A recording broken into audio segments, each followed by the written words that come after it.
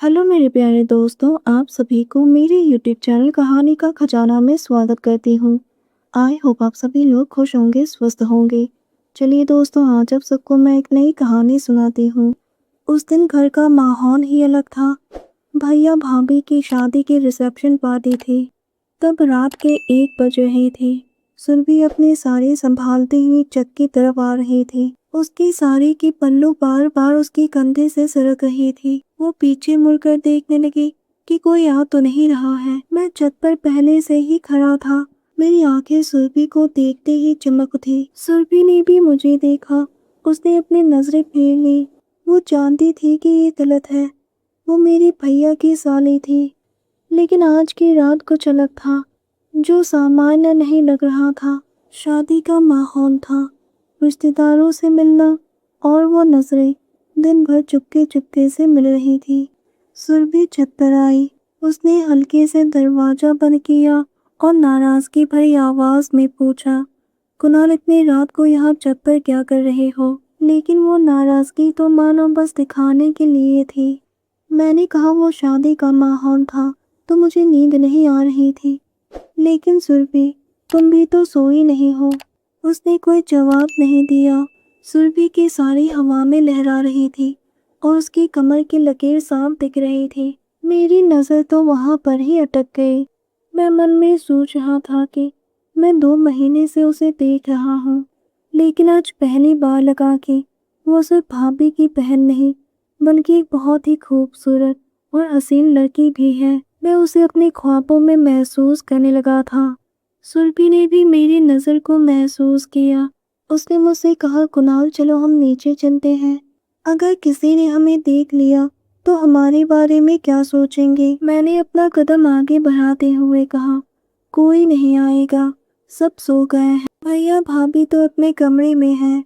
उसने अपना सर झुका लिया। उसकी सांसें तेज हो रही थी। वो सिंगल थी और कभी किसी के इतने करीब नहीं आई थी। लेकिन आज उसका भी मन बेकाबू हो रहा था। दोस्तों, चैनल पर पहली बार आए हैं तो इस वीडियो को लाइक, शेयर और सब्सक्राइब करें और एक प्यारा सा कमेंट जरूर कर दें। हम दोनों चुप रह गए। सिर्फ ठंडी हवा बह रही थी। मैंने धीरे से उसका हाथ पकड़ लिया। उसने अपना हाथ नहीं छुड़ाया, बस थोड़ा कांप गई। मैंने कहा, मैं आज कुछ अलग ही महसूस कर रहा हूँ।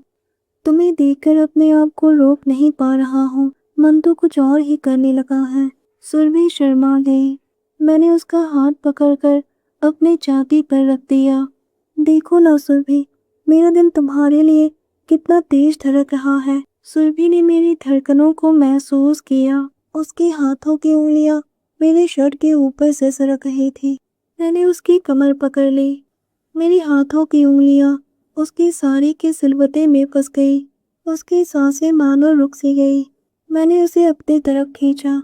मैंने उसके गालों पर अपना होठ लगा दिया और एक हल्का सा चुंबन। वो पहली बार मेरा स्पर्श महसूस कर रही थी। धीरे धीरे होठ उसके गले से सरक रही थी। वो सिसक उठी। उसके साड़ी की पल्लू को सरकाया। मेरी भी सांसें तेज हो गई। मैंने इसके ब्लाउज के बटन को। उसने अपनी आंखें बंद कर ली। ब्लाउज में कैद उसकी धड़कनें बाहर आने को बेताब थी। मैंने उसकी धड़कनों को आजाद कर दिया। सुरभि की आहें निकल गई। उसकी भी चाहतें बढ़ने लगी। मेरे हाथों की उंगलियां उसकी जांघों पर।